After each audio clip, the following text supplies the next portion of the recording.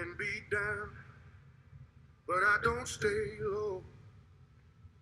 Got mud on my jeans, still ready to go. Every scar's a story that I survived. Hey everyone, welcome back to my channel where we make tech super fun, easy to understand and exciting for kids, parents and teachers alike. I'm Pinak, and today we're diving deep into AI training versus inference. We'll explore how AI learns during training and how it actually uses that knowledge in the real world. First, let's make sure we're on the same page about what AI really is. AI is not magic spells or robots from the future. It is a small computer program that learns patterns from data instead of being told exactly what to do in every situation. Training is the part where the AI goes to school, studies hard, and slowly becomes smarter over time.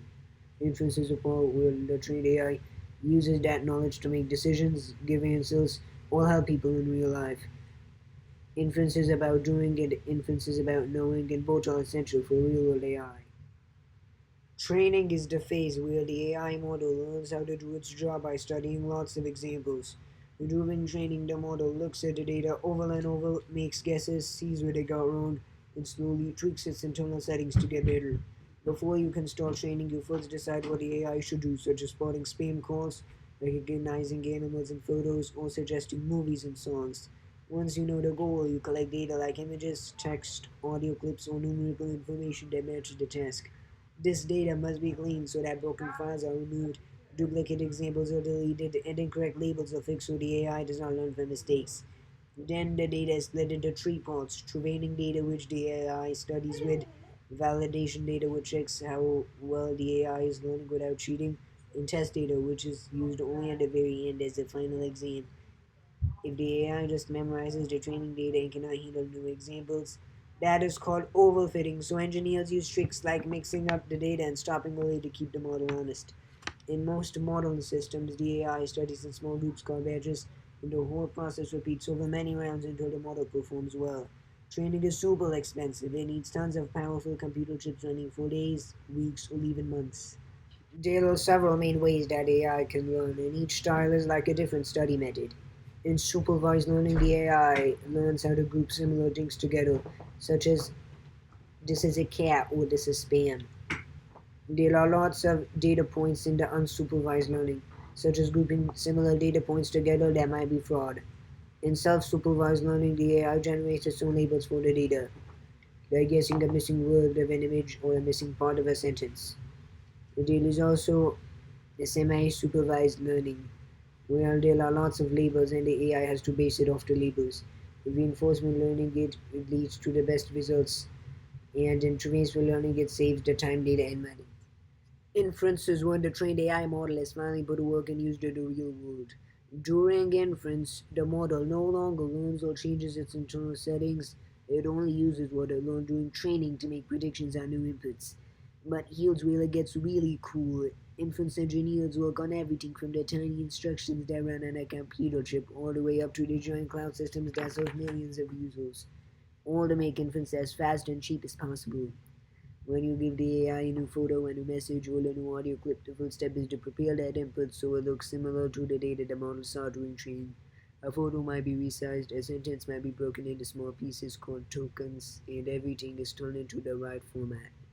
Then, the input goes to the model's layers in what is called a forward pass, where the model applies all the patterns it learned without changing anything inside itself. At the end, the model gives an output such as this is 85% likely a cat or this email is 92% likely spam. The system then picks the best answer and turns it into something useful for the user.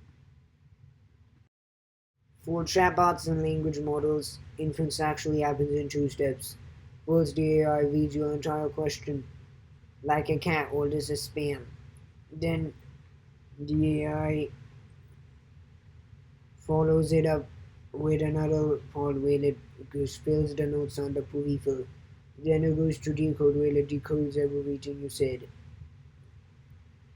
Inference happens very fast, while training happens very slow. Inference is Inference happens on lots of cloud servers, phones, and small devices.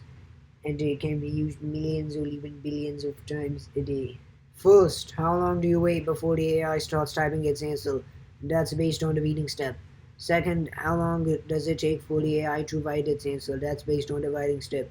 And third, what's the gap between each of the words? If the gap is tiny, then that response is smooth and instant. Here's something real super cool. Inference runs on special computer chips called GPUs, and NVIDIA makes the most popular ones. Each generation of chip can hold way more data in memory, move information around much faster than the last one, and can do way more math. NVIDIA makes the most popular GPUs.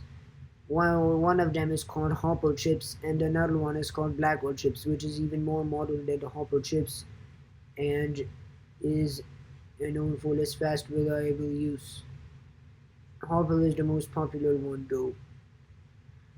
These chips can multiply huge grids inside them super fast, which is why they are so much popular than regular computer processors for AI work.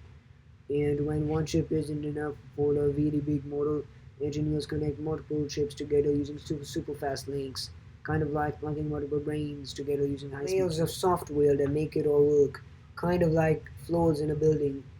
At the ground floor, there's the code that talks directly to the GPU chip. Then comes a specialized AI match tool. It's very popular. It's called PyTorch. Then come the specialized programs called inference engines, who act like expert managers. They can know what is going on. There are three types. One is really great for really huge models. Another squeezes out the absolute best performance on NVIDIA hardware. And the third is very popular and is the easiest to set up. And for truly massive systems serving millions of users, there's an orchestration layer on top that scales across many machines and chips. In artificial intelligence, inference means using a trained model to find patterns in information it hasn't seen before. Batch inference processes a big pile of papers overnight. Streaming inference handles a continuous flow of data, updating its answers as new data comes in. Edge inference runs the data directly on the AI's own hardware, so it doesn't need the internet. Training is when the AI is learning from data, updating its internal settings, and improving over many rounds until it becomes good at the task. Both phases are essential. Without training, the inference is just doesn't have any knowledge, and without inference, the training doesn't ever get to be useful in the world. Training is what makes AI smart because it is the phase where the model is learning from the data. Inference is when the AI is used in the real world because that intelligence is applied to real problems, real products, and real people.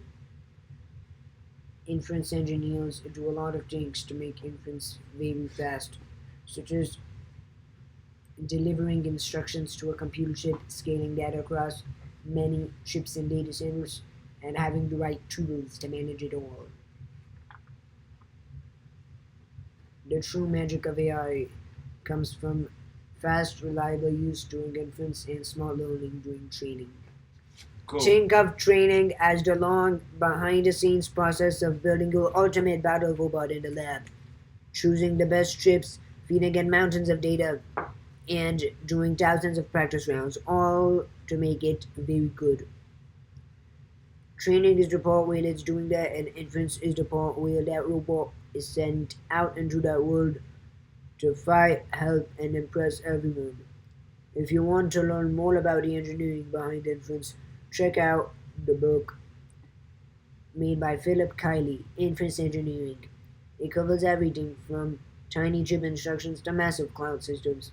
Let me know in the comments which AI topic you want me to dive into next. Whether it is how GPUs work, or how AI can help you with schoolwork, or neural networks.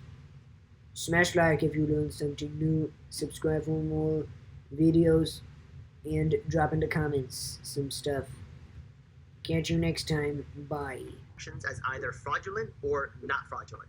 And they leave the remaining 95% of transactions unlabeled because they don't have the time or resources to label every transaction. The magic happens when the deep learning model uses the 5% of labeled data to learn the basic concepts of the task. Okay, these transactions are good and these are bad. Okay, apply those learnings to the remaining 95% of unlabeled data,